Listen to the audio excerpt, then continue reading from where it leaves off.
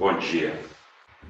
Nós estamos aqui regravando a palestra que foi feita sobre a família na atualidade, no 14º Encontro Nacional dos Leitores de O Livro de Urântia, que aconteceu em Curitiba nos dias de 14 a 17 de novembro de 2019. Esta gravação está sendo refeita porque a gravação original lá do evento ela teve alguns problemas técnicos e nós ficamos com uma gravação de muito baixa qualidade. Então, é uma regravação no esforço e na tentativa de deixar registrado o que foi falado sobre este tema lá no nosso encontro. Então, eu vou compartilhar aqui a apresentação de forma que todos possam ver o que foi mostrado, o que foi discutido lá. Ok.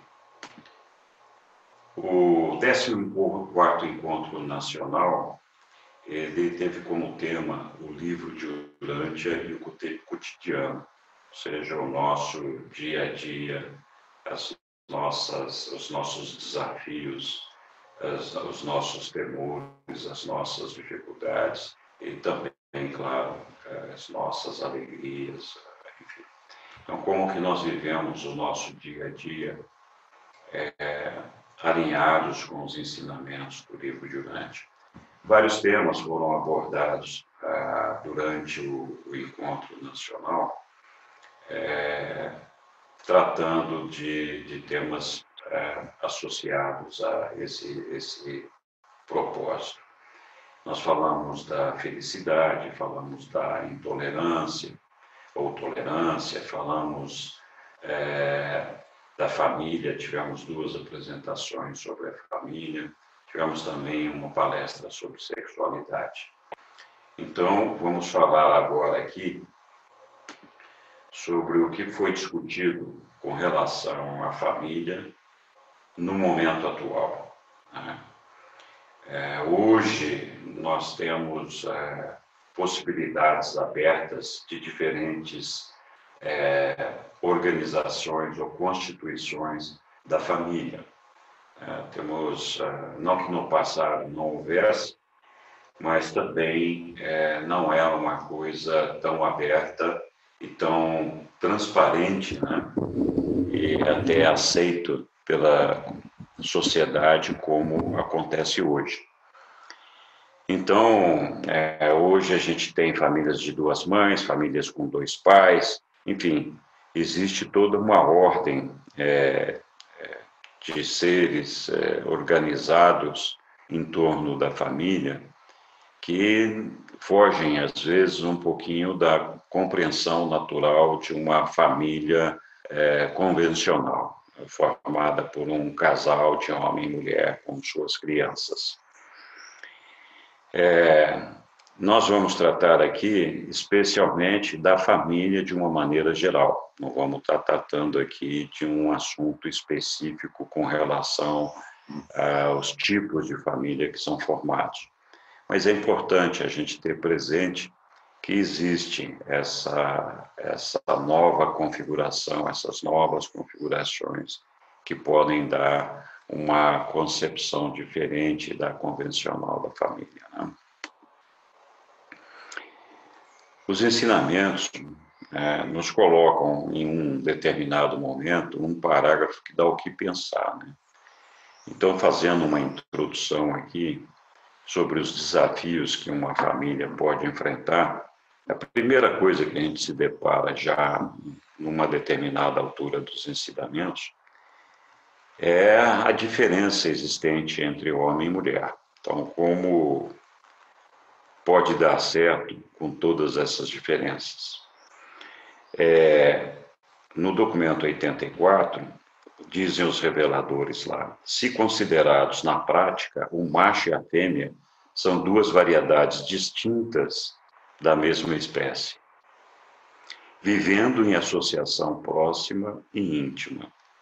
Os seus pontos de vista e reações vitais são todos essencialmente diferentes. eles são totalmente incapazes de uma compreensão mútua, plena e real. Um entendimento completo entre os sexos não é alcançável. Então, quando a gente vê uma coisa como essa aqui, a primeira coisa que a gente faz é descobrir que isso é uma realidade mesmo, né? O homem e a mulher são muito diferentes. Nós temos uma composição química, hormonal completamente diferentes, temos uma composição física com várias diferenças, e, lógico, tudo isso daí faz com que nós tenhamos reações instintivas, físicas, emocionais, mentais, muito diferentes uns dos outros, né? E esse é um desafio, de que maneira a gente pode fazer com que as coisas possam ser superadas nessas diferenças. Então, em outra parte, os reveladores nos falam, né, do que pode fazer com que esse relacionamento seja uma coisa possível de ser alcançada com harmonia, solidez e com uma autossustentabilidade. Então, como é que pode dar certo? Os reveladores dizem lá que a necessidade material fundou o matrimônio. O apetite sexual embelezou-o. A religião sancionou e exaltou.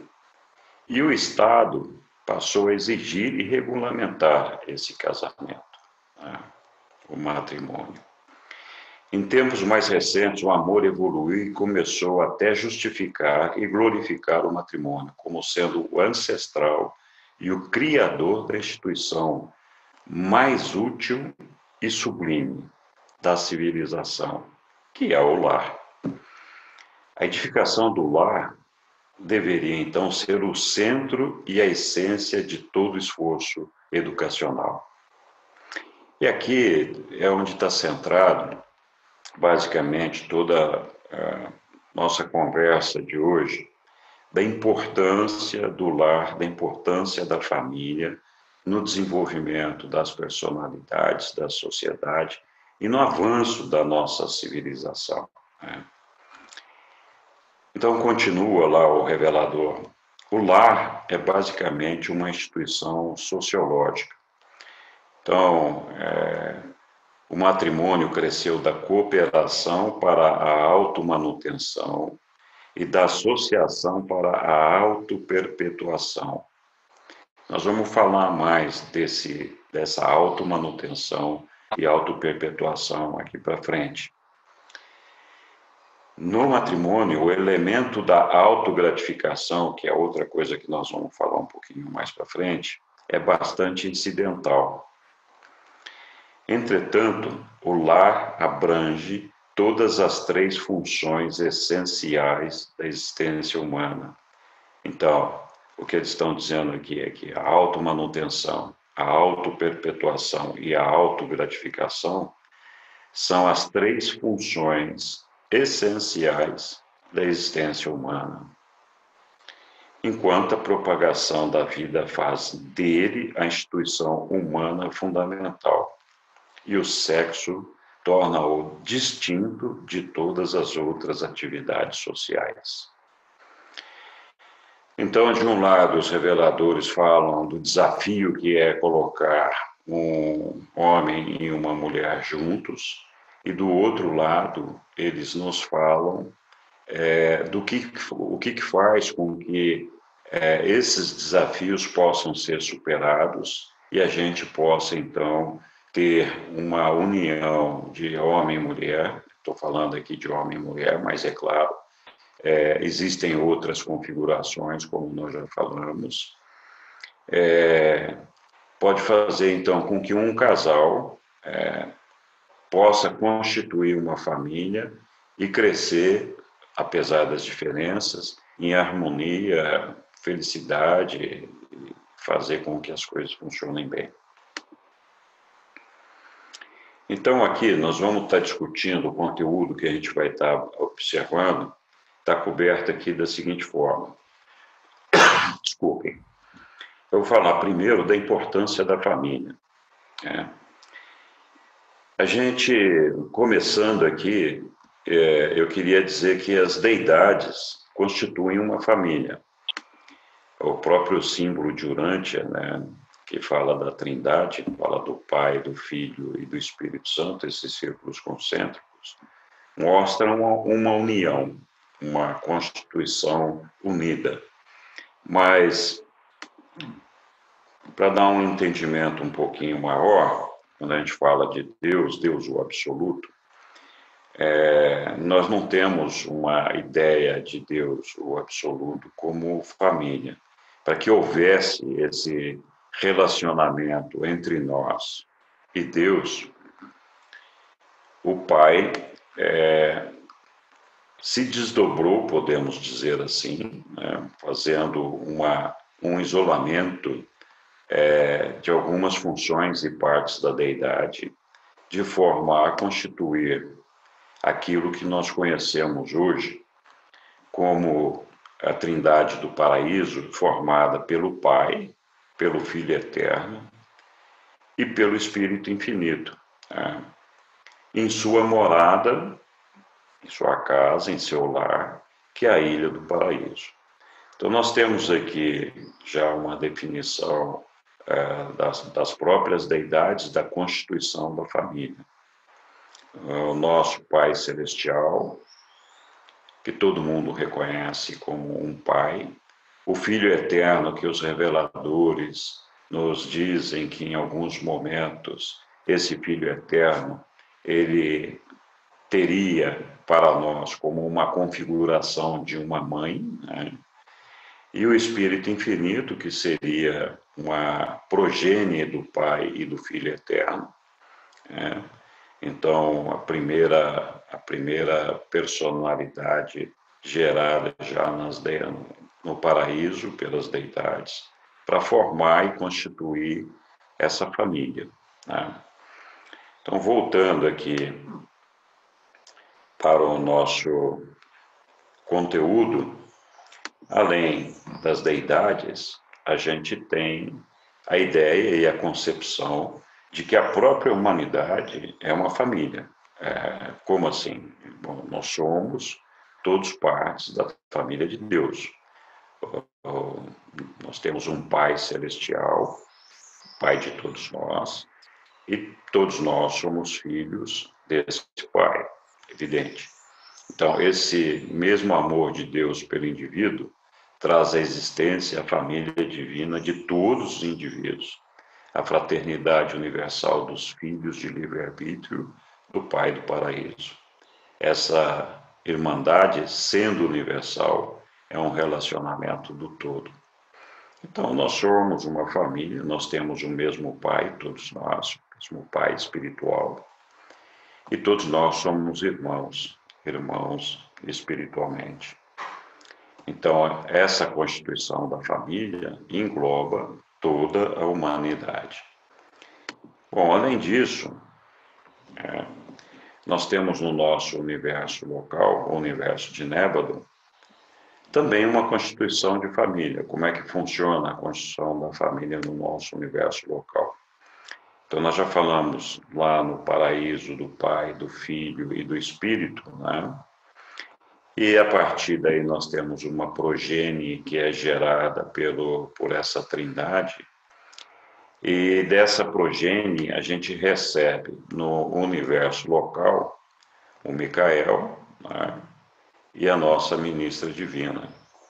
Então, a associação do Micael e da ministra divina gera uma progênie enorme de seres descendentes que são filhos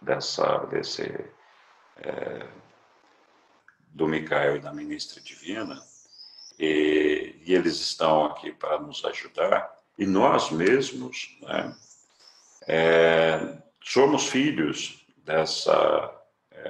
desse casal Micael e ministra divina. O Filho e o Espírito Mãe agora presidem ao universo de uma forma muito semelhante àquela pela qual um pai e uma mãe velam pela sua família de filhos e filhas e suprem-na. Não é inteiramente fora de propósito referir-se ao espírito materno do universo, a ministra divina, como a companheira criativa do Filho Criador, que é o Micael, e considerar as criaturas dos reinos como seus filhos e filhas, uma grande e gloriosa família, cujas responsabilidades, todavia, são incalculáveis e cuja vigilância é infindável.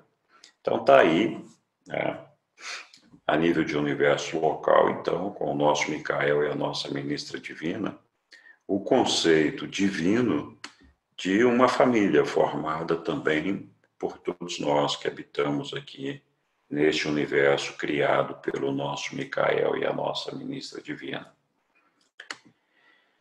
E bom, e Jesus é um outro exemplo de família também e da importância da família, tanto na constituição da sociedade e da civilização, como no conceito divino e espiritual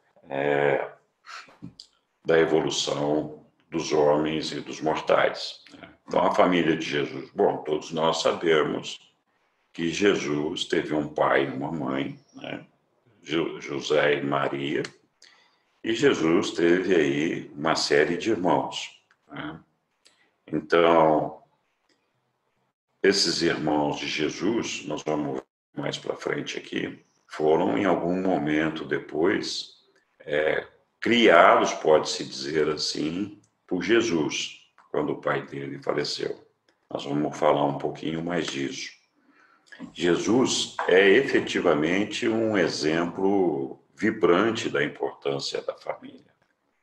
Então, além dos propósitos da auto-outorga de Jesus, ou das razões pelas quais ele nasceu e viveu como um homem aqui na Terra entre nós, ele não titubeou em adiar todos os seus planos para a vida pública no cumprimento da sua missão terrena de apresentar o seu Pai aos homens, para cuidar de sua família e assegurar que todos estivessem bem, e que todos tivessem uma boa educação, trabalho, estrutura familiar, e que todos aprendessem como administrar a família e, sobretudo, tivessem uma educação religiosa.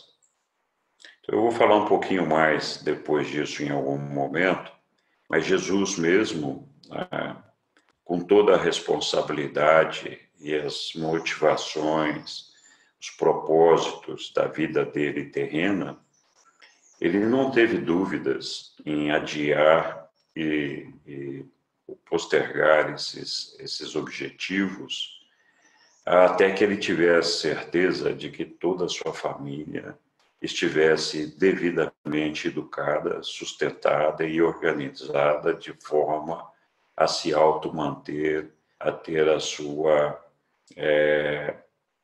segurança definida e continuada, de forma que a família pudesse realmente ser um meio para o desenvolvimento de todos os seus membros e garantir que eles tivessem as melhores condições possíveis para o desenvolvimento de suas personalidades e de suas metas terrenas. Outra coisa importante que os reveladores nos dizem é sobre a obrigação que todos os mortais têm, né, da experiência da família e da paternidade, e o requisito da experiência familiar para chegar ao corpo de finalidade. Então, estudando os ensinamentos, a gente descobre que esse relacionamento familiar e o desenvolvimento de uma experiência como pais e filhos é uma experiência fundamental e indispensável para que nós possamos crescer, nos desenvolver espiritualmente e até mesmo para poder chegar ao Pai. O livro nos conta que a falta dessa experiência poderia ser um impedimento para a gente chegar lá. Então, onde é que está isso no livro, né? Eles dizem lá no documento 45, nenhum mortal sobrevivente pode ascender ao paraíso e alcançar o Pai e nem ser incorporado ao corpo de finalidade, e como nós sabemos, ser finalitor ou alcançar o corpo de finalidade é a nossa meta, né? Então, nenhum mortal pode chegar lá sem haver passado pela experiência sublime de estabelecer uma relação de paternidade com as crianças em evolução dos mundos, ou sem ter alguma experiência análoga e equivalente. A relação entre a criança e os seus pais é fundamental para o conceito essencial que devemos ter do Pai Universal e suas crianças do universo. Portanto, essa experiência torna-se indispensável à educação experiencial de todos os ascendentes. Então, aqui fica muito claro, desculpem, que para chegar ao paraíso e ser incorporado ao corpo de finalidade, que é a nossa meta de destino, nós temos que vivenciar a experiência de ser filhos e pais. Sem essa experiência, não temos possibilidade de alcançar a meta de ser um finalitor. Isso não quer dizer que a gente não possa sobreviver e ter outras missões, outras possibilidades no reino de Deus. Mas essa meta de chegar ao paraíso e ser incorporado no corpo de finalidade, que é a meta final de um mortal, a nossa meta de destino, não é possível de ser alcançada se nós não tivermos essa experiência de sermos filhos e pais. Então, todos os mortais sobreviventes que não experimentaram a paternidade nos mundos evolucionários devem também adquirir esse aperfeiçoamento. E aí os ensinamentos nos mostram que quando o mortal faz a transição aqui depois da morte para chegar à amorôncia e continuar a sua jornada lá, se ele não teve oportunidade de experienciar essa condição de ter sido pai aqui neste mundo, lá no mundo moroncial, ele vai ser um pai adotivo das crianças que vivem nos berçários moronciais. Essas crianças são aquelas que faleceram antes de terem a oportunidade de crescimento, então elas vão para um berçário lá no mundo moroncial, e lá todos os mortais que não tiveram a oportunidade de ser pais ganham essa oportunidade sendo pais adotivos dessas crianças que estão lá no berçário ou nas creches moronciais. É importante dizer que o fato de ter tido filhos aqui neste mundo, enquanto estamos aqui vivendo como mortais do reino, não nos dá automaticamente a condição de termos exercido satisfatoriamente a função de pai. Então, se nós não formos um pai aqui considerado eficiente na função de termos sido pais, como esperam os reveladores, os seres celestiais, nós provavelmente, apesar de termos tido biologicamente filhos aqui, teremos que nos capacitar e exercer essa função lá no mundo moroncial para melhor compreender essa relação de pai e filho. Né? Então, o fato de ter tido filho biológico não quer dizer que a gente não tenha alcançado, que tenha alcançado essa experiência. Assim como o fato de não ter tido um filho biológico aqui não quer dizer que nós não tenhamos vivido a experiência de ser pai. Jesus não teve filhos consanguíneos, biológicos, mas ele criou a todos seus irmãos. Então, ele alcançou essa condição da experiência da paternidade no nosso mundo através dessa experiência. Então, outros mortais também podem alcançar a experiência paternal, cuidando ou zelando pelo desenvolvimento de outros filhos, de outros casais ou órfãos, etc. Então, a adoção ou mesmo a dedicação ao desenvolvimento de crianças de uma maneira geral pode fazer com que nós conquistemos essa experiência. Né?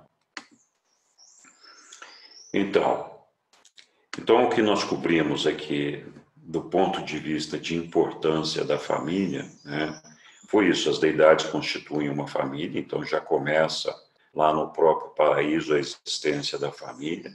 Falamos de que a humanidade é uma família, né? Nós somos filhos de um pai espiritual e todos somos irmãos espiritualmente falando. A família no universo local é uma família estruturada a partir do nosso Micael e da ministra divina. Falamos da família de Jesus, seus pais, seus irmãos, e falamos da necessidade imposta, né, pelo plano evolutivo de que todos nós tenhamos essa experiência de viver em família. Tá? Bom, agora nós vamos falar um pouquinho dos fundamentos da família, e dentro da questão dos fundamentos da família, nós vamos falar da meta de destino da família, por que existe a família, né? E aí, na sequência, nós vamos falar das famílias na atualidade, vamos dar alguns dados estatísticos sobre a família, os casamentos, vamos falar de um estudo sobre o casamento, e os alertas que os reveladores nos dão sobre a sustentabilidade dos casamentos. E, finalmente, falaremos do exemplo de Jesus e outras ações necessárias para que nós possamos fortalecer esse que é, talvez, o mais importante núcleo de desenvolvimento da nossa civilização e do nosso crescimento espiritual, no plano evolutivo, que é justamente a família. Então, falando um pouquinho dos fundamentos da família, né? Os reveladores nos dizem que quase tudo de valor perdurável na civilização tem as suas raízes na família. Então, olha só que coisa importante, né? Quase tudo que nós temos de valor perdurável, então, que dura na civilização, encontra as suas raízes na família. E aí, eles dizem lá que a função do casamento na evolução é assegurar a sobrevivência da raça, e não assegurar meramente a realização da felicidade pessoal. Então, nós nos casamos e formamos uma família, muitas vezes, pensando na nossa felicidade pessoal. Então, a gente é movido, tem uma motivação inicial por esse desejo de felicidade pessoal. Mas, na verdade, a sobrevivência da raça, a perpetuação da espécie, é a função principal do casamento. E a gente só descobre isso mais tarde, né? E a duras penas. Então, o que vem a ser essa sobrevivência da raça? Primeiro, né, é a automanutenção. Então, a união familiar assegura o sustento, a segurança, a educação, a conservação, a subsistência e a preservação de todos os membros da família, né? Então, a família é que constitui o núcleo de desenvolvimento de todos os membros da família, apoiando-se uns nos outros e uns ajudando os outros a fazer com que a gente tenha um processo de educação, de conservação dessa família, de sustento dessa família de uma forma equilibrada, de uma forma segura, vamos dizer assim. Então, essa automanutenção é o propósito da gente ter lá uma família reunida. Sem esse conjunto da família, sem essa organização familiar, a automanutenção da família como um todo é quase impossível de ser alcançada, né? Além disso, nós estamos falando da autoperpetuação, e aqui claramente da reprodução da espécie, né? Então, faz durar para sempre e garante a perpetuação da nossa existência. Então, se não houverem famílias, se não houver a procriação, nós começamos a colocar em risco a continuidade da nossa espécie. Então, Deus nos fez homens e mulheres para que nos uníssemos com esse propósito. Esse é o objetivo principal da união do homem e da mulher, assegurar a perpetuação da espécie, né? Um outro elemento que está presente no casamento é a autogratificação. Essa autogratificação é a atitude da gente se preocupar exclusivamente com o nosso bem-estar próprio, com o nosso sucesso pessoal, com o nosso prazer próprio. Então, é um elemento que compõe também a estrutura familiar, mas a gente não pode esquecer que a automanutenção e a autoperpetuação são os objetivos reais do lar. É aqui que está centrado o objetivo principal do matrimônio. A autogratificação, né, que é também um componente do matrimônio, ela é incidental, ela não é essencial para a sobrevivência, para justificar os propósitos do matrimônio, exceto quando ela funciona como um incentivo para assegurar a união sexual. Então, se não houvesse essa autogratificação dos indivíduos no matrimônio, ia ser muito difícil de motivá-los, né, para ter a autoperpetuação, né, para que a gente pudesse assegurar a preservação da espécie. Então, se não houvesse esse interesse sexual, e fosse uma obrigação apenas a do acasalamento, talvez ficasse muito mais difícil essa possibilidade da gente, então, ter essa preocupação da autoperpetuação. Então, a autogratificação ela é necessária do ponto de vista de um motivador para que ocorra o acasalamento, né? E aí, os reveladores nesse documento, eles completam lá que a natureza demanda a sobrevivência. Estamos falando, então, aqui da autoperpetuação. Então, todos os animais, toda a natureza tem esse propósito, né, de sobrevivência através da reprodução. Mas as artes da civilização continuam a incrementar os prazeres do casamento e as satisfações da vida familiar. Então, também a vida familiar não é que tenha que ser um peso, ela tem que ser uma coisa leve, prazerosa e feliz, né? Temos que encontrar felicidade no ambiente familiar. Voltamos aqui, então, ao nosso plano e nosso conteúdo. Falamos, então, dos fundamentos da família, né? Que está fundamentado, então, nesses três aspectos, nesses três quesitos, da automanutenção, da autoperpetuação e da autogratificação. É isso que segura e sustenta a estabilidade e a automanutenção da família. Vamos falar da importância da família na nossa meta de destino, né? Porque esse é um outro aspecto importante. Então, os reveladores nos contam lá que todo o corpo social avança lentamente para uma meta de destino. Então, nós temos uma meta de destino. A extinção ou a sobrevivência dessa meta, dependendo, ou seja, a nossa meta de destino pode ser a extinção ou a sobrevivência, dependendo de essa meta ser a da automanutenção ou da autogratificação.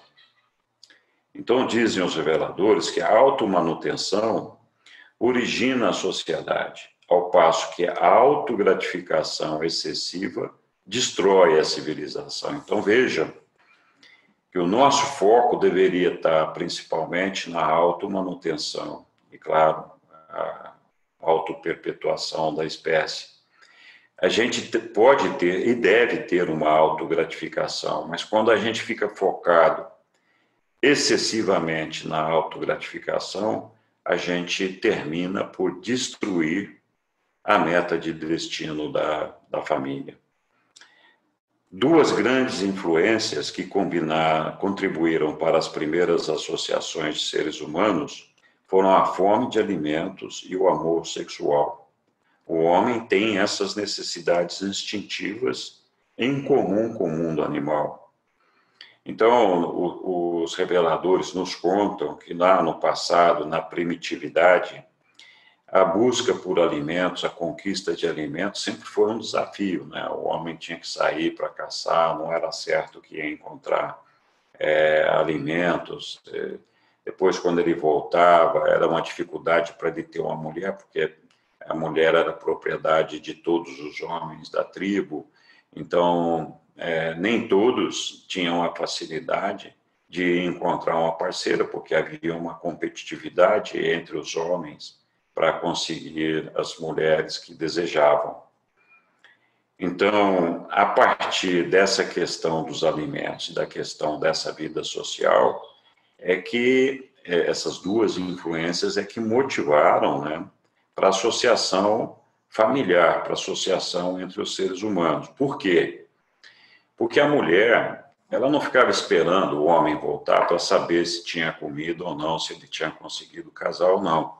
Então, a mulher provia o sustento da família através do plantio ou até mesmo da obtenção dos alimentos que tinham ali na natureza, né?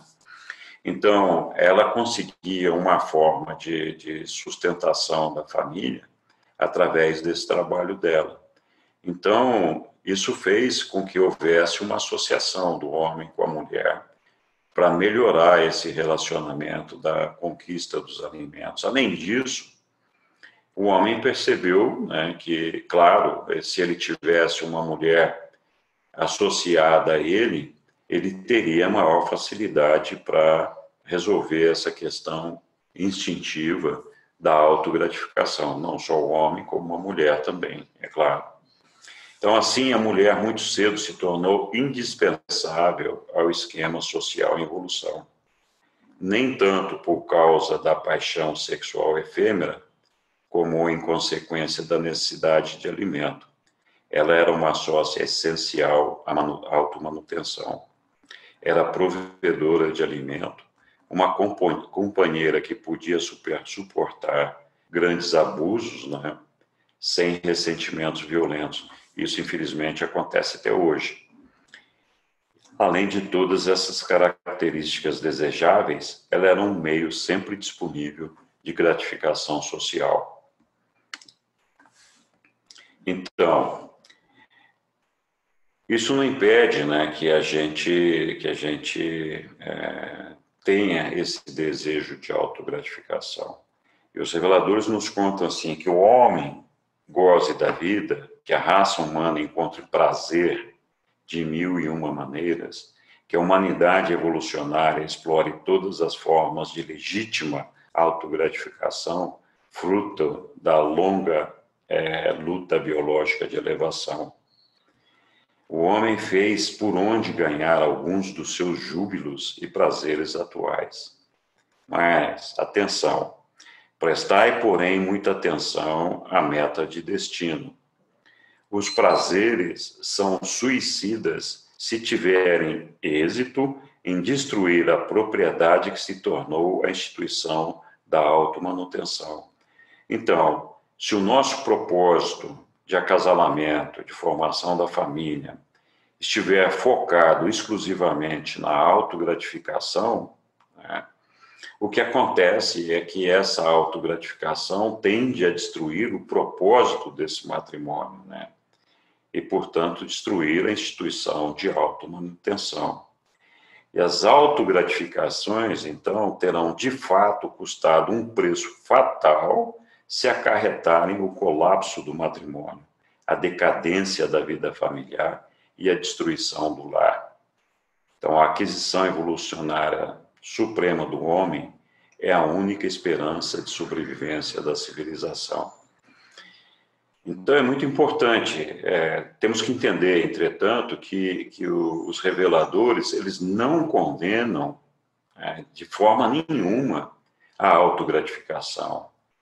No caso aqui, poderíamos estar falando não só, mas também do prazer sexual. Ou seja, o ato sexual não é proibido, não é um problema, ele é necessário, faz parte da nossa existência biológica, deve existir, deve ser praticado pelos homens e mulheres, mas ele não pode ser o objetivo, não pode ser a meta final da nossa existência. Se a gente pensar apenas nisso e não tiver a preocupação dos outros aspectos civilizatórios e de desenvolvimento da humanidade, então, nesse momento, nós estaríamos colocando em risco a continuidade da nossa civilização. E eles dizem aqui, o desejo do prazer tem, desde muito tempo, suplantado o desejo dos alimentos. As metas sociais legítimas de automanutenção estão transladando-se rapidamente para as formas ordinárias e ameaçadoras de autogratificação. Então, eles reconhecem, os reveladores, e nos alertam de que tem havido uma transição, estamos passando por um momento onde essas metas de automanutenção estão migrando, né, de uma maneira ameaçadora para as formas de autogratificação. E eu vou falar um pouquinho mais disso lá na frente. E aí eles dizem aqui que a automanutenção edifica a sociedade, é natural. E a autogratificação desenfreada, infalivelmente, destrói a civilização. Então, é um retrocesso. Né? Bom, falamos aqui dos fundamentos da família, da meta de destino da família, e vamos falar um pouquinho das famílias na atualidade. Né? O que vem a ser essas famílias na atualidade? Qual é a situação atual da família para nós hoje? Então, 40 anos após a instituição da lei de divórcio no Brasil, 1 em cada 3 casamentos termina em separação no país. É o que mostram os dados do IBGE. Um balanço feito com dados do Instituto entre 1984 e 2016 aponta ainda que o número de dissoluções disparou com o passar dos anos. Então, qual seria a causa disso, né? Então, de 1984 a 2016, os casamentos subiram 17%, enquanto que, veja só, os divórcios e as separações aumentaram 269%. É assustador, não é mesmo? Em 1984, as separações representavam cerca de 10% do universo dos casamentos, com 93.300 divórcios. Isso em 1984. Essa relação saltou para 31,4% em 2016. Ou seja, nós tivemos em 2016 1.100.000 matrimônios e tivemos 344.000 separações. Complicado. O casamento entre pessoas do mesmo sexo cresceu 10%, mas esses casais representam ainda muito pouco, né? 0,5% do total de registros no país. Outra coisa que a gente percebe é que o casamento, o tempo de vida do casamento, ele está encolhendo, né? No ano de 2007, a média de duração de uma família, de um casamento, era de 17 anos. E agora, em 2016, época deste levantamento, o casamento está durando, em média, 14 anos. Então, vem caindo aí essa duração do tempo do nosso casamento. Então, falamos aí sobre o problema que nós estamos tendo na atualidade, com as famílias cada vez mais se separando, com a dificuldade de fazer com que essas famílias sejam duráveis e que possam atingir as suas metas. Vamos falar um pouquinho de estatísticas aqui, já que nós falamos de que está caindo, né? Então, veja só, aqui é uma conta para cada 1.000 habitantes. Em 1984, nós tínhamos o casamento anual de 11 pessoas por habitante. Esse número caiu até 2002, depois deu uma recuperadinha. Então, no ano de 2010, nós tínhamos uma relação de 6,6 casamentos para cada 1.000 habitantes, né? Então, isso é fruto do seguinte: primeiro, as pessoas estão casando menos, né? Não significa que nós não tenhamos união de casais, né? Tem muitos casais que estão apenas se juntando. A gente conhece pessoas do nosso relacionamento que não são casadas, decidiram morar junto e estão vivendo juntas, né? Então, esse número dos casamentos, ele não reflete necessariamente a composição e o número de uniões que está acontecendo no nosso meio social. Mas também a gente percebe hoje que menos pessoas, cada vez mais pessoas têm menos desejo de constituir uma família. Está cheio de pessoas que não querem assumir a responsabilidade de ter uma família. Outra questão que derruba um pouco esse índice é que nós estamos falando do número de casamentos para cada 1.000 habitantes. Acontece que o número de idosos nesse grupo de 1.000 habitantes, ele cresceu. E, embora os idosos se casem também, eles se casam numa proporção menor do que os jovens. Então, se você aumenta a participação dos idosos nesse grupo de 1.000 habitantes, é natural que você tenha também uma redução dos casamentos nessa conta por 1.000 habitantes. Então, aqui tem a faixa etária da população brasileira, por exemplo, essa linha amarela aqui, partindo de 2010, a gente vê o crescimento dela, né, em números absolutos, né? Quantas pessoas nós temos idosas no Brasil. Em 2060, a projeção é que nós tenhamos aí aproximadamente 75 milhões de idosos, contra uma população de mais jovens, que é essa linha laranja de 15 a 39 anos, que a gente vê em linha descendente. Então, assim, a gente vê que a população de idosos, a tendência é de que ela seja maior em algum momento do que a linha de jovens. Essa decadência, essa diminuição do crescimento de pessoas mais jovens acontece também na faixa de 40 a 59 anos e também na faixa de 0 a 14 anos. Então, a gente pode ver aqui que tem uma diminuição na composição societária, na composição das pessoas, uma diminuição dos jovens e um aumento dos velhos, né?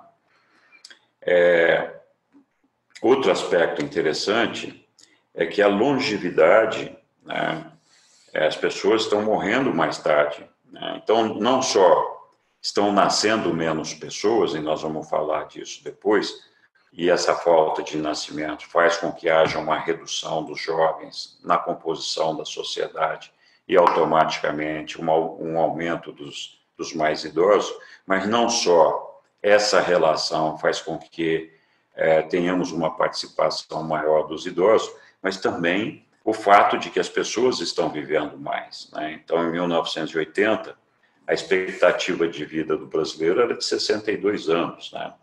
E aqui para 2020, nós estamos projetando 77 anos, ou seja, 15 anos a mais, né? Então, essa longevidade também faz com que a gente tenha um crescimento da participação dos velhos, dos idosos,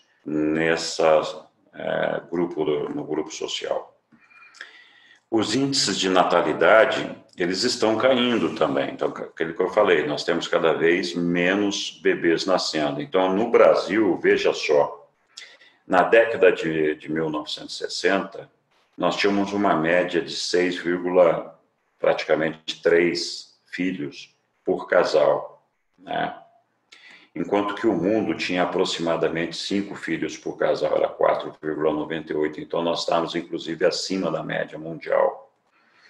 E veja hoje, né, 2018, nós temos 1,7 filhos por casal, e o mundo, na média, tem 2,5. Então, hoje, nós estamos abaixo, inclusive, da média mundial. E pior, nós temos que estar atentos, porque existe uma recomendação de que o número necessário de filhos por casal para assegurar uma estabilidade da espécie, ou seja, para que não haja aumento nem diminuição da população, é preciso que cada casal tenha 2,1 filhos, né?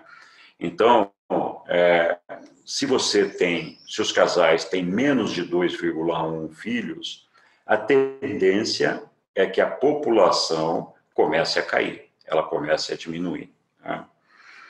Então, isso está acontecendo só no Brasil? Não, nós mostramos aqui no mundo. Mas olha só, quando a gente olha para o mundo todo, vejam que tudo que está em amarelo, verde clarinho e verde mais escuro está abaixo da fase da necessidade de reposição para assegurar a estabilidade da população. Então, hoje, os únicos países que estão nessa fase ou acima dela são aqueles que estão nesse laranja clarinho e nesse laranja mais escuro, que está centrado principalmente em uma parte aqui do Oriente Médio, né, e na África, né?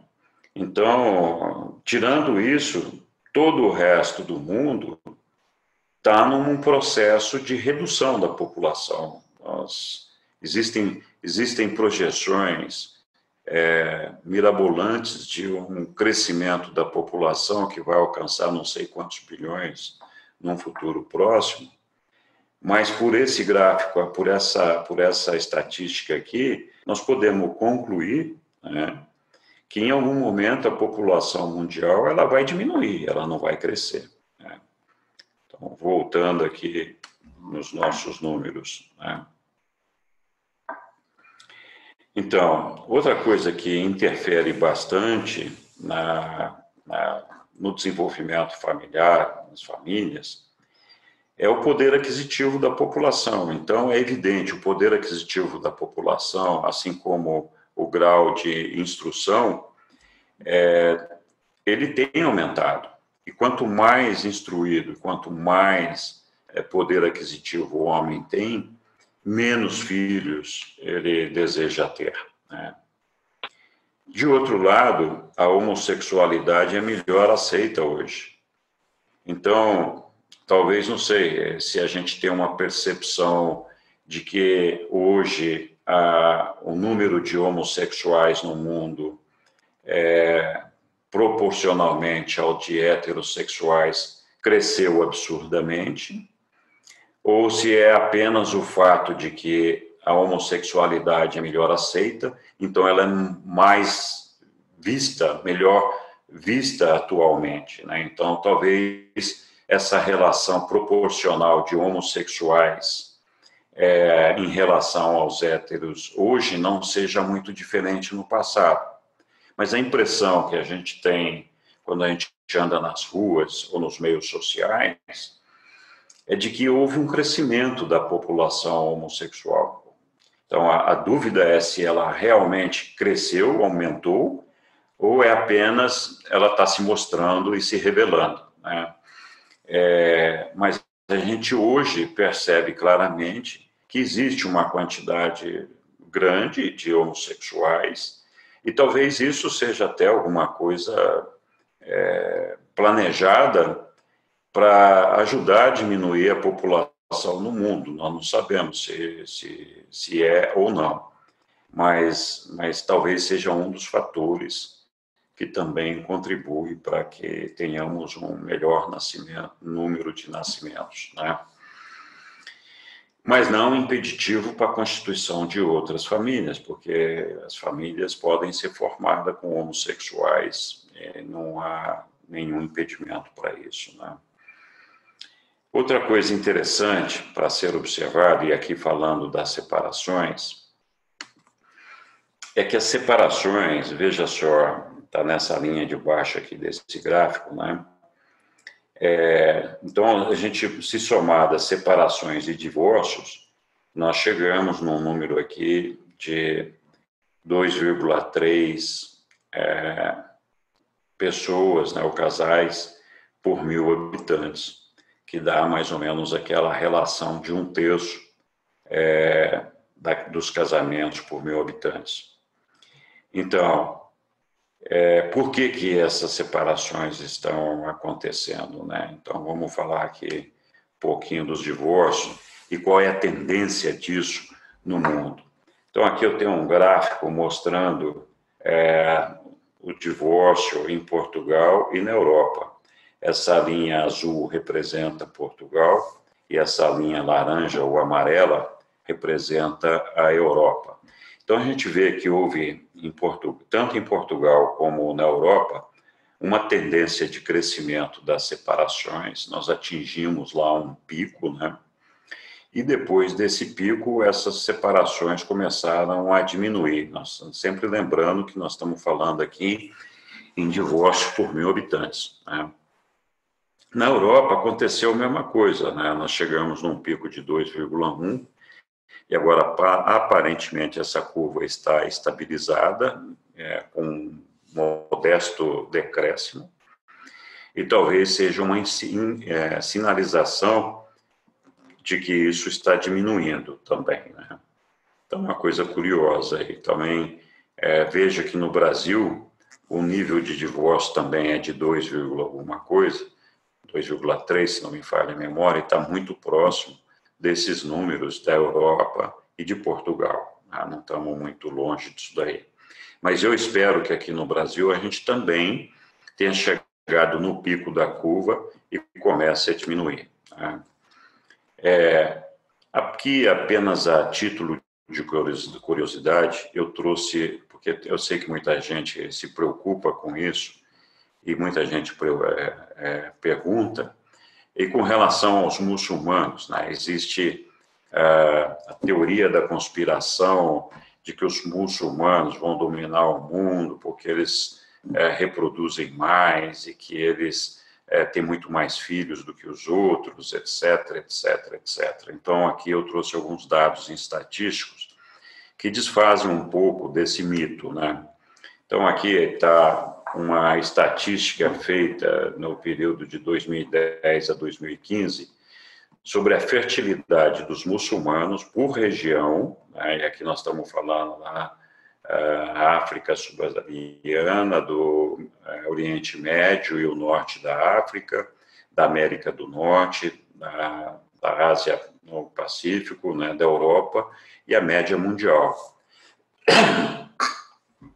Então, veja que, somadas todas as religiões, né, está aqui o índice de nascimento de cada uma dessas regiões, né? Então, lá na África sempre tem um índice de nascimentos mais alto, né, de 4,8 para todas as religiões, enquanto que os muçulmanos é 5,6. E assim vai por região, né? Veja que, na média mundial, a composição de todas as religiões somadas dá uma média de 2,5 filhos por casal. E a composição dos muçulmanos dá de 3,1 por casal. Então, existe uma diferença de 0,6. Se nós utilizarmos essa diferença de 0,6 a favor dos muçulmanos, e a gente projetar um crescimento ao longo dos próximos 50 anos, isso significa que os muçulmanos, por exemplo, na Europa, teriam um crescimento de 35% a mais do que as outras raças, as outras religiões.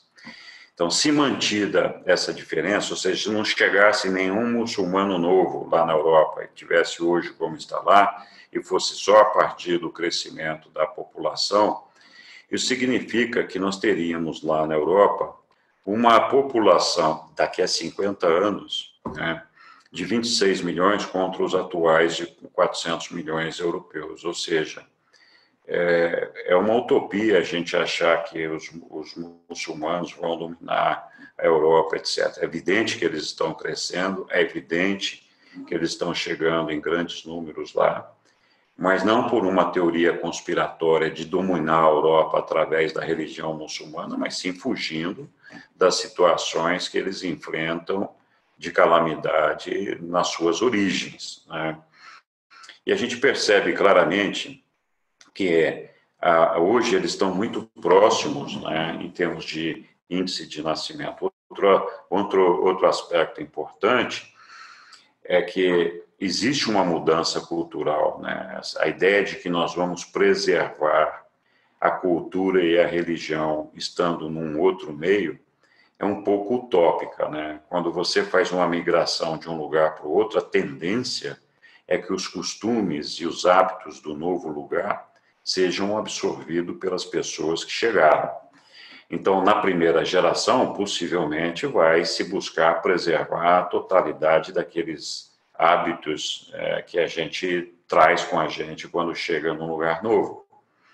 Mas as gerações subsequentes, elas vão se miscigenando, vão se misturando e vão, então, conquistando e alcançando diferentes hábitos.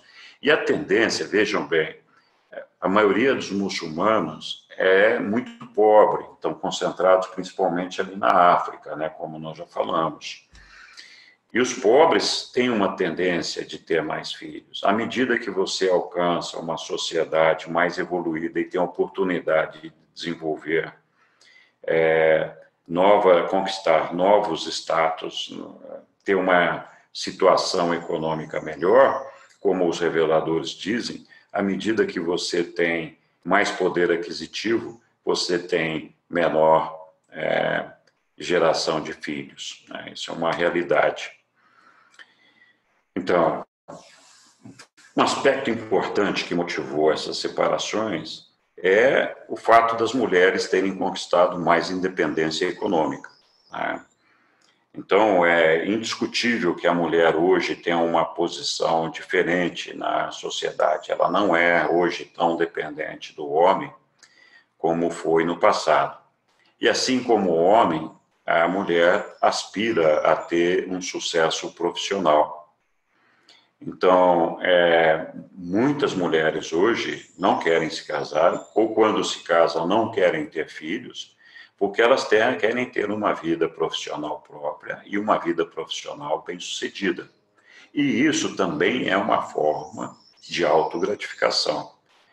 Então, não é só sexo que traz autogratificação, ou seja, ser bem-sucedido na nossa vida profissional, ser bem-sucedido no nosso relacionamento com as pessoas, ser bem aceito na sociedade, ter uma posição de destaque, alcançar posições na sociedade que são almejadas por todos, mas que poucos alcançam, é uma forma de autossatisfação, é uma forma da gente buscar uma realização de uma meta pessoal, de um objetivo pessoal que nos traz satisfação, que nos traz prazer. Então, isso contribui de maneira significativa para a redução dos casamentos e para a redução do compromisso de ter filhos e da autoperpetuação da espécie. Outro aspecto importante é que a autossatisfação sexual hoje é muito mais fácil do que foi no passado. Hoje, no passado, eu sou do tempo, por exemplo, que a mulher tinha que casar virgem. Hoje é um milagre quando você encontra uma mulher virgem, ou seja, elas são hoje uma esmagadora minoria.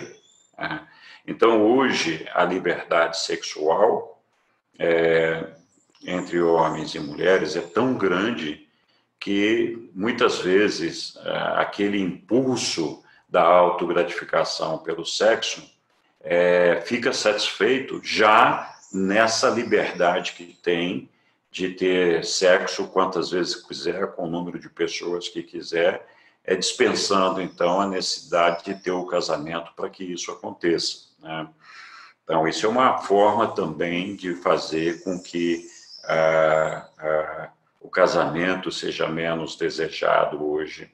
Outro aspecto importante é que essa liberdade sexual também propicia uma alavanca para a dissolução dos casamentos, em função da infidelidade.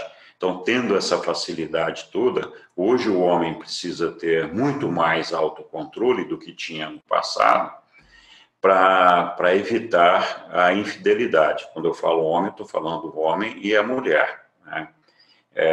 Então, a autogratificação sexual hoje é encarada com tamanha facilidade que facilita e prolifera facilmente nesse meio. Mas, curiosamente, a infidelidade ainda não é aceita na mesma proporção do crescimento dessa liberdade sexual. Então, é curioso, porque a sociedade deixou de ter um valor na questão da restrição de relacionamentos sexuais. Hoje é comum e é bem aceito essa prática de relacionamento com muitos, a qualquer momento, sem a necessidade de casar, mas é curioso que essa mesma sociedade não aceita o fato da infidelidade. Perdão. Então, caberia um ajuste aí. A vaidade e o orgulho são crescentes e fundamentados em satisfações pessoais, como profissão, beleza, saúde, viagem, demonstrações de riqueza, ampliando o leque e busca de autossatisfação. Nós falamos já disso aqui, ali agora há pouco. Outra coisa interessante é que no passado, ter filho era uma maneira de melhorar o sustento da família. Os filhos, eles iam trabalhar com os pais, que tinham uma participação maior na zona rural, não era tanto de cidade, e os filhos, eles contribuíam para o autossustento da família, Hoje, um filho fica dependente dos pais até uma idade bastante avançada, Muitos até 30 anos ou mais. E um filho hoje custa muito caro. Você tem que estudar. No passado, não tinha que estudar tanto, era mais limitado esses estudos. Infelizmente, esses estudos evoluíram e agora as pessoas têm que estudar bastante. E não havia necessidade dos pais ficar sustentando um filho em escolas caras até 25 ou 30 anos. Hoje, um filho custa muito mais caro. Então o desejo de ter filhos hoje fica bastante mitigado em função dessa questão de que os filhos custam muito caro e por um tempo mais longo do que no passado. Também hoje nós temos, falta muito pouca educação para o casamento. A gente recebe muito pouca educação. E o fato de ter famílias se separando, e o fato da gente, às vezes, estar casando pelos motivos errados, faz com que nós não eduquemos adequadamente os nossos filhos e não preparemos adequadamente os nossos filhos para o casamento. Antigamente, nas famílias, ou algum tempo atrás, nas famílias, Os filhos solteiros, todo o rendimento alcançado por eles eram dedicados para a família. O filho adquiria uma consciência de que a família dependia também dele e de que ele devia lutar pela união e pelo bem-estar da família. Então, embora a responsabilidade maior fosse dos pais, os filhos aprendiam que tinham que contribuir com a família e que tinham que colaborar com os irmãos, na educação dos irmãos, na educação dos filhos. Eu sou de uma família que teve 6 filhos, eu sou o mais velho deles, e eu tive que ajudar meus irmãos, assim como meus pais fizeram, né?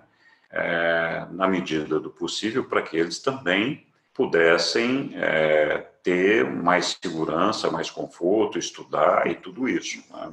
Então, cresceu um espírito de desenvolvimento, de consciência de família, né? Diferente das muitas famílias que nós temos hoje. E outro aspecto importante, sem espiritualidade, sem religião, muitas vezes é muito difícil você fazer a manutenção de uma família, porque a religião e a espiritualidade, ela impõe limites e impõe autocontrole aos nossos desejos, às nossas aspirações de autossatisfação.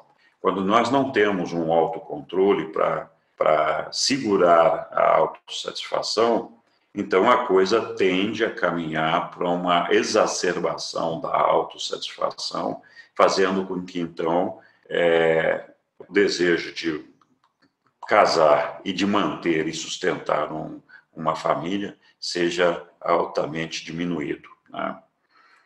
Ok. Voltamos aqui para essas estatísticas, né, que são, de fato, assustadoras, né, e preocupantes. E aqui tem um estudo feito, né, por um PhD da Universidade de Rutgers, nos Estados Unidos, e que ele publicou um trabalho com estatísticas impressionantes sobre o casamento e o divórcio. E ele diz, a primeira coisa que ele fala é que tudo que você faz antes do casamento tem a ver com um casamento feliz.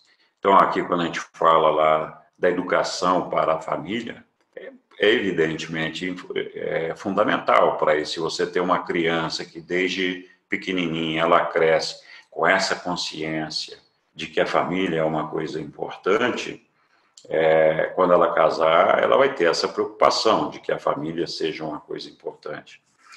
Então, casais que se casam na adolescência têm um risco 3 vezes maior de virem a se separar do que aqueles que se casam aos 20 anos ou mais.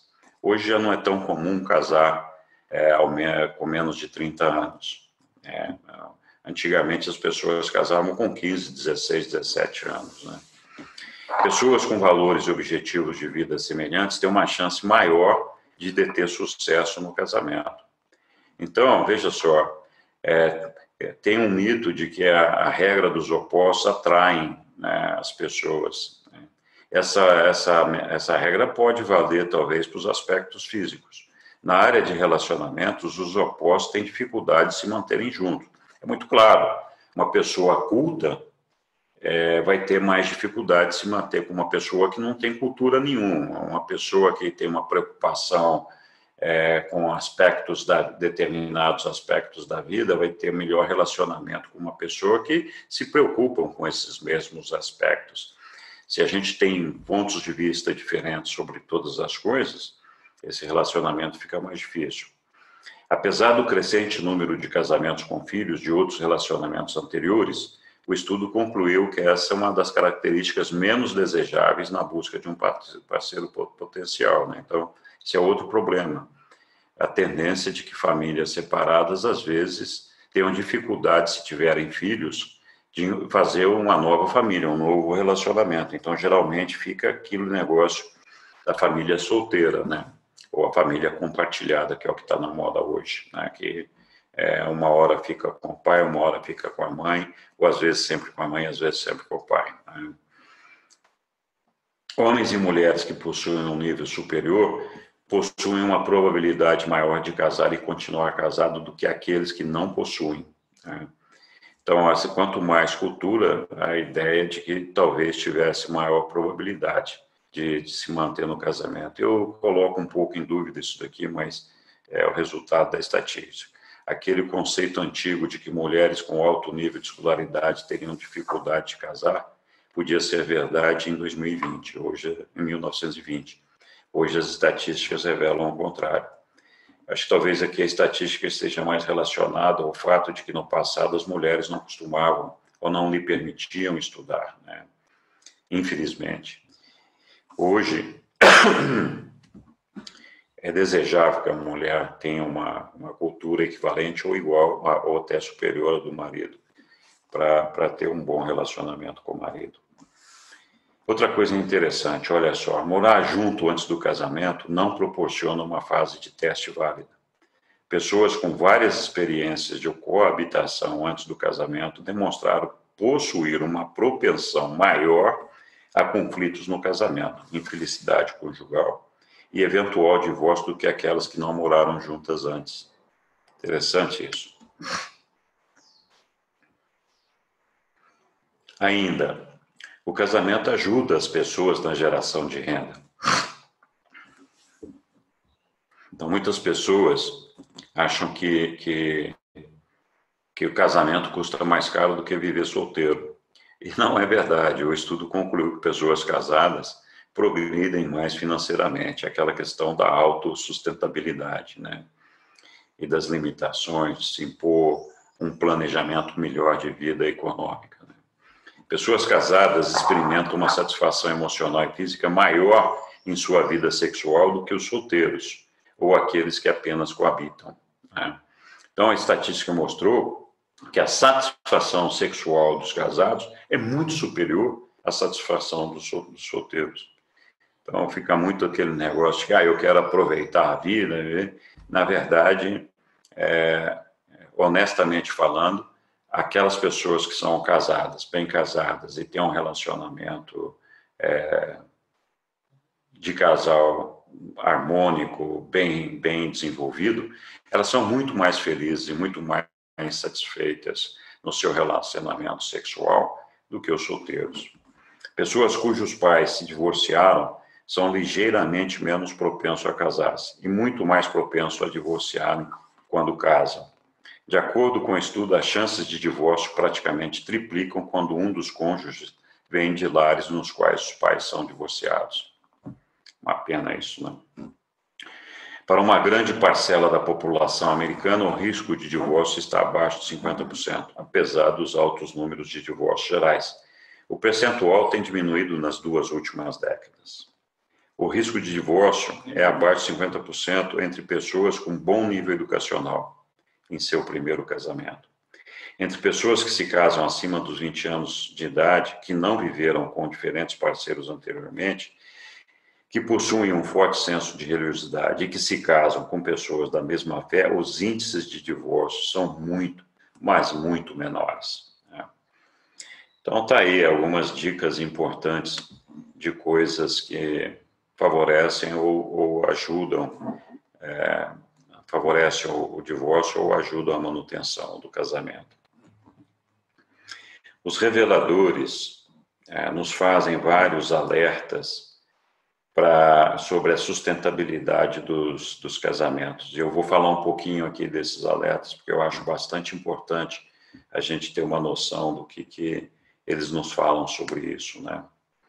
Então, olha só, o alto grau de imaginação e romance fantástico que entra nos namoros é amplamente responsável pelas tendências crescentes ao divórcio entre os povos modernos ocidentais. E tudo isso ainda torna mais complicado com o aumento da liberdade pessoal da mulher e a sua liberdade econômica.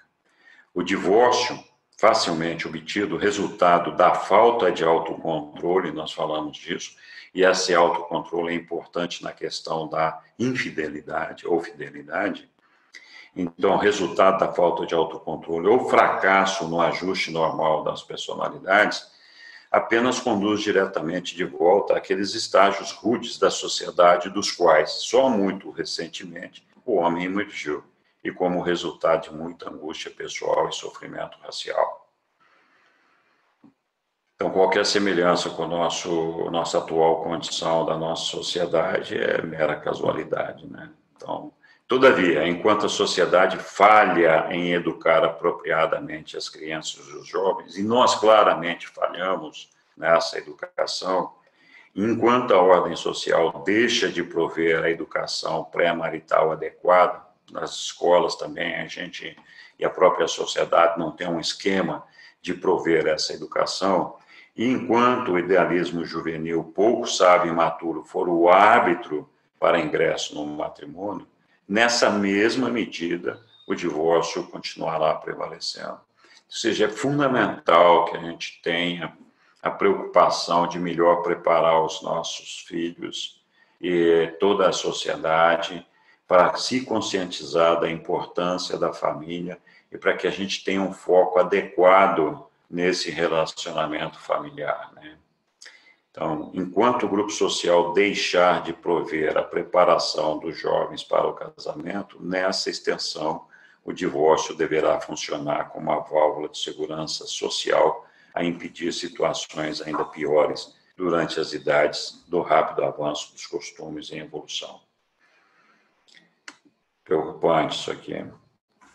Outro alerta importante aqui, quanto aos ideais do casamento constituído de um casal único, a mulher finalmente ganhou o reconhecimento, a dignidade, a independência, a igualdade e a educação. É bem verdade que houve um avanço significativo, mas nós ainda temos resquícios, né? Em alguns lugares até continuamos tão mal como no passado com relação ao tratamento que se dá à mulher.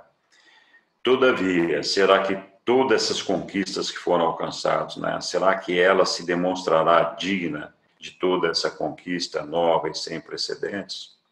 Então, a mulher está lidando com um fato novo, né? Ela hoje tem um horizonte, um universo que ela não tinha no passado. Então, responderá a mulher moderna a essa grande realização de libertação social, vai responder de que forma? Com indolência? Com indiferença? Ou com a esterilidade, porque não quer ter filhos? E a questão da infidelidade? É lógico que essas mesmas questões devem ser colocadas para os homens também, né?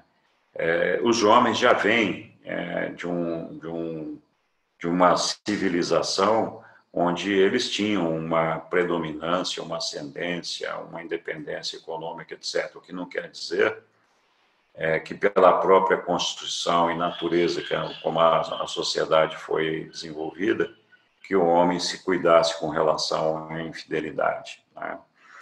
Mas é um desafio para a mulher, né? A gente vê hoje as mulheres bastante competitivas no mercado, galgando posições sociais justas e merecidas, mas infelizmente a gente percebe que não existe hoje a mesma preocupação que existia no passado, e não, acho que nem poderia haver, da necessidade de formar uma família, de ter um casamento, e muito menos a preocupação no sentido de ter filhos. Eu conheço muitas mulheres que não querem ter filhos, né?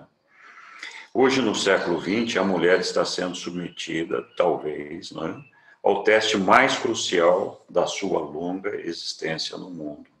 Tá aí, então, um aspecto para as mulheres fazerem uma reflexão. E nós, homens, também, como podemos ajudar as mulheres e contribuir para que esse equilíbrio seja encontrado e para que essa independência seja assegurada, essa liberdade seja garantida, que as igualdades de condições sejam preservadas, mas que, ao mesmo tempo, o casal encontre a harmonia e o equilíbrio de pensar, né, na família, no futuro, na preservação da espécie, toda essa coisa. E a gente se preocupar um pouco menos com a nossa autogratificação.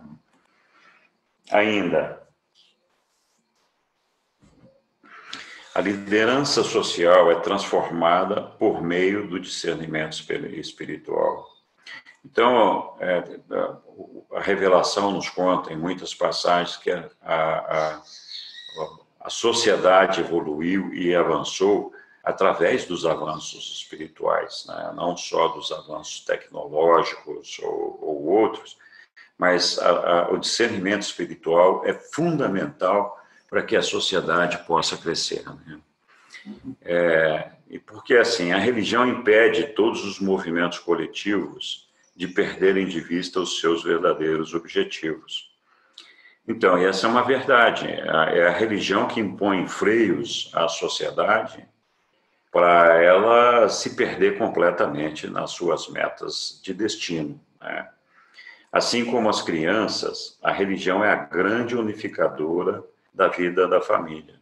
Então, assim como não existe uma família sem criança, é muito difícil você manter uma família que não tenha religião, desde que essa religião seja de uma fé viva e crescente. A vida familiar não pode existir sem criança. É claro, não existe família sem criança.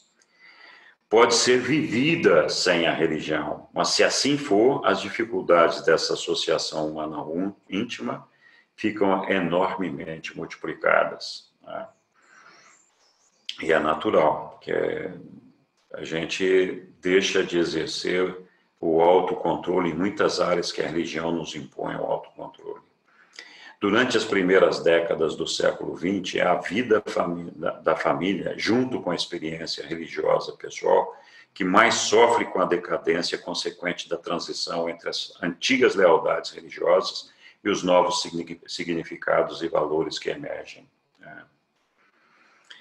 A felicidade e a alegria, e aqui é uma coisa importante, têm origem na vida interior. Nós frequentemente buscamos a felicidade na vida exterior, né?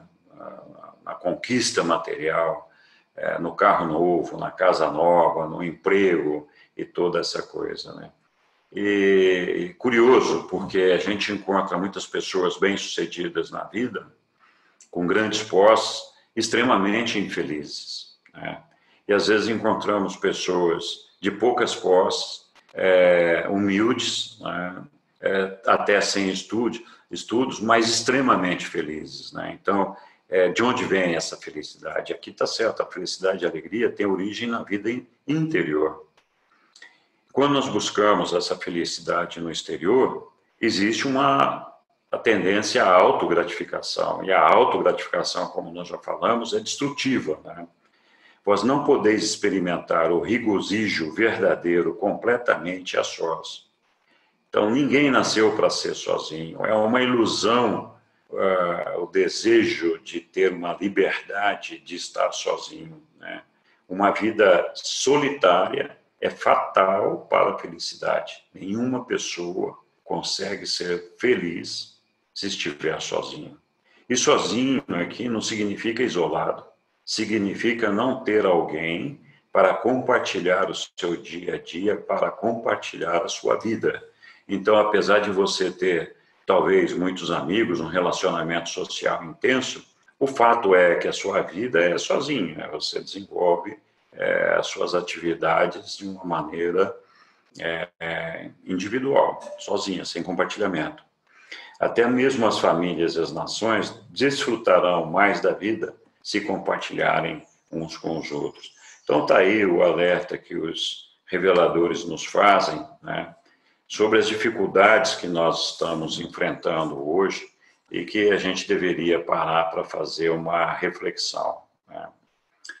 Finalmente, eu queria aqui falar um pouquinho do nosso ídolo maior, da pessoa que nos serve de inspiração, para que a gente possa buscar, né, os exemplos de vida que nos foram dados, não só com relação a essa questão, mas a muitas outras, mas o exemplo de Jesus, além de falar também sobre outras ações que são importantes na sociedade, para que a gente possa encontrar um equilíbrio maior para preservar o matrimônio e fazer com que ele seja realmente aquilo que a gente precisa para desenvolver a nossa sociedade, a nossa civilização. Então, falando de Jesus, Jesus trabalhava com sua família para a educação espiritual, manter o foco na meta de destino. Então, Jesus e a própria família de Jesus, a mãe e o pai, tinha uma preocupação grande com a educação religiosa dos seus filhos, né? Todos os seus irmãos.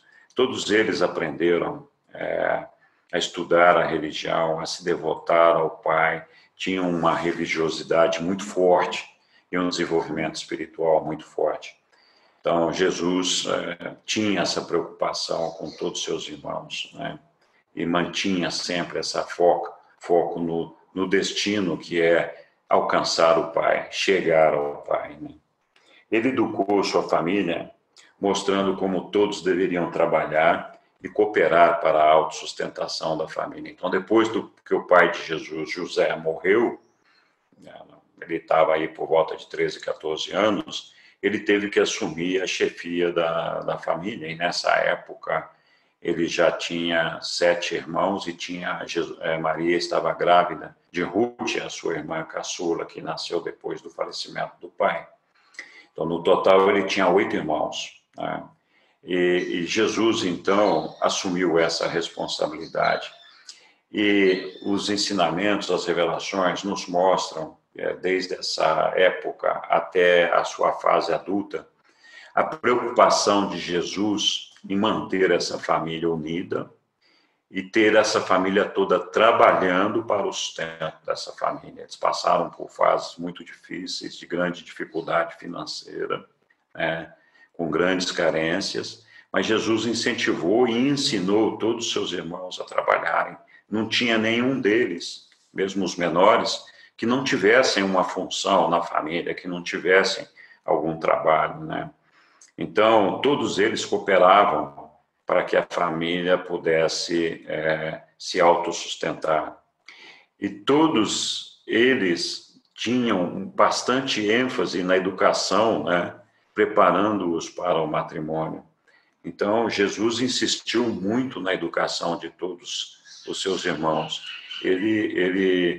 Inclusive com as irmãs, ele fez questão de que todas elas estudassem. Elas não podiam estudar na escola, mas eles davam as aulas em casa para essas irmãs. E ele também exigiu que todos os membros da família vivessem a experiência de liderar e administrar uma família. Então, à medida que seus irmãos iam crescendo, Jesus, às vezes, se afastava um pouco da família e transferia a administração da família para um dos irmãos mais velhos. Dizia, bom, a partir de hoje, você é o responsável por cuidar dessa família. É claro, ele ficava ali acompanhando, fazendo uma supervisão, contribuía substancialmente com questões financeiras, estava sempre orientando, sempre guiando, mas ele fazia com que esses irmãos tivessem essa experiência de administrar a família, de orientar a família, né? Ele também deu uma maior educação sobre o que é a autogratificação e os riscos de proliferação desenfreada. Ele mesmo abriu mão de casar-se com uma moça jovem e rica para dedicar-se exclusivamente à sua família, né? Então, não que ele tivesse impedido de casar, na verdade, Jesus, a orientação é que ele não deixasse aqui uma prole, mas ele tinha uma preocupação muito grande e tinha um autocontrole muito grande, fundamentado numa meta de destino, que era o destino dele de revelar o Pai aos homens, os homens ao Pai. E ele não queria fugir dessa meta. E ele, então, sempre foi pautado por uma retidão muito forte com relação a essa meta de destino. Então, Jesus é um exemplo vivo, né, da dedicação que ele teve para com a sua família. E ele chegou a enfrentar situações bastante delicadas para se dedicar à sua família, como foi o evento de quando ele foi convidado pelos Zelotes. Os Zelotes eram um movimento guerrilheiro que pretendia lutar contra o domínio de Roma, e era um movimento belicoso. E na condição de líder de sua comunidade, Jesus foi convidado para integrar esse movimento guerrilheiro, e Jesus abriu mão disso, não quis participar desse movimento, e o argumento dele é que ele tinha que cuidar da família, que de fato era verdade. mas também porque ele acreditava que esse movimento não era a meta de vida dele. Mas por conta disso, ele enfrentou uma situação em Jerusalém que nunca mais conseguiu ser restabelecido, ou seja, a partir daquele momento, ele foi visto pela comunidade de Jerusalém como meio que como um traidor, meio que como um filho que não foi à luta, né? E a partir daí ele sempre teve graves dificuldades com a comunidade de Jerusalém. Mas ele se manteve, então, do lado da família, enfrentou esse desafio e ficou ali cuidando da família dele. Então, eu acho que esse exemplo da vida de Jesus e essa dedicação de ter postergado a vida pública dele, porque ele tinha uma meta de trabalho entre os homens, e ele foi adiando essa meta de trabalho, e ele só se deu por feliz, e só partiu para esse trabalho da vida pública quando ele teve a segurança e a certeza de que a sua obrigação com a sua família, os seus irmãos e a sua mãe estava cumprida, e quando ele não teve mais a necessidade de se preocupar com isso. Então, um exemplo digno de ser seguido, basta a gente ver a vida de Jesus nesse período dos 14 até os 28 anos, talvez até 30, para ver como foi a dedicação dele para a família e tudo que ele fez. É um manual vivo de procedimentos e de coisas que a gente pode adotar e seguir, que são válidos para os nossos tempos de hoje. Ok. Uma outra coisa que nós deveríamos pensar é no incentivo das autoridades dos governos para conferir maior estabilidade ao casamento, né? De que forma? Incentivando a família, né? Acho que o governo tem que ter uma preocupação de incentivar a família. De que forma?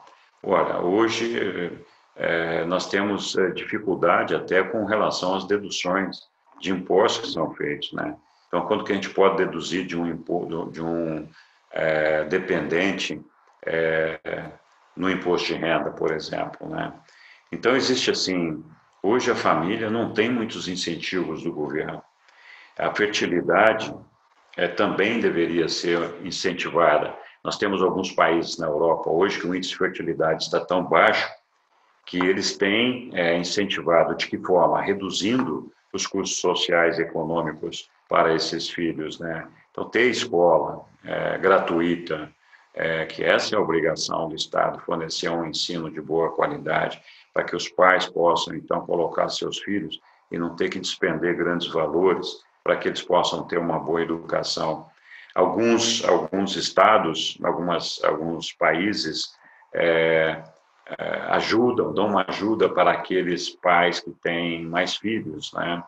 Então, para justamente incentivar os casais a terem filhos, né?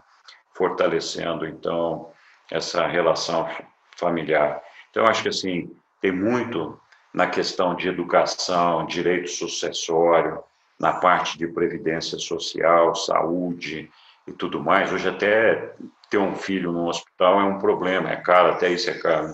Então, eu acho que é necessário que o Estado tenha uma preocupação de proteger e fortalecer a família. Essa preocupação hoje é muito fraquinha, na verdade, do meu ponto de vista, ela nem existe, né? Também é necessário uma conscientização da sociedade, pressionando o governo e a iniciativa privada para que a vida familiar não seja um elemento de exclusão profissional, né? Então, nós devemos ter regras sociais e regras de trabalho, e até a própria iniciativa privada deveria apoiar as famílias, né? Hoje, para uma mãe ter um filho e levar para o trabalho é um negócio extremamente complicado. A maioria das empresas não dispõe de creche, não dispõe de um lugar para que a mãe possa deixar seu filho lá, não tem uma pessoa para cuidar dos filhos, das funcionárias. Então, e essa não é uma responsabilidade só da mãe, essa é uma responsabilidade do pai também, né? Então, nós temos que encontrar uma fórmula onde a família possa se encaixar no ambiente empresarial, né? Isso é fundamental para que as oportunidades para homens e mulheres sejam iguais, para que as oportunidades dos filhos não sejam relegadas a um segundo plano. É muito ruim quando uma mãe ou pai tem que se ausentar de casa e deixar os filhos abandonados, às vezes com uma babá, às vezes sem ninguém, e às vezes não tem nenhuma creche para levar os filhos menores, né? Então é um negócio bastante complicado. Isso precisaria ter uma preocupação da sociedade com relação a isso. E eu não coloquei aqui, mas também acho importante que a sociedade repense, tenha discussões sobre a questão da liberdade sexual e sobre a questão da infidelidade, né? Então, se nós queremos formar famílias, é importante pensarmos sobre essa questão da liberdade sexual e da questão da infidelidade. Então, de que maneira nós ajustamos um ou ajustamos o outro, né? Não é possível que nós tenhamos incentivo ao casamento com tanta liberdade sexual, né? Então, acho que isso daí é uma coisa, um fator para ser repensado pela sociedade, e parte disso advém da educação dos nossos filhos, da maneira como nós podemos educá-los para a sociedade, e principalmente de fazer uma educação religiosa, espiritual, né? Então, esse é o ponto, e aqui é o que eu queria colocar para reflexão diante de todos esses desafios que nós temos, né? Que nós pensemos, reflitamos e reconheçamos de que a família realmente é uma coisa importante e que todos nós possamos pensar de que maneira nós podemos contribuir para o fortalecimento da família, né? Então, muito obrigado, agradeço bastante que todos tenham participado aqui desse bate-papo. Até uma próxima oportunidade. Muito obrigado.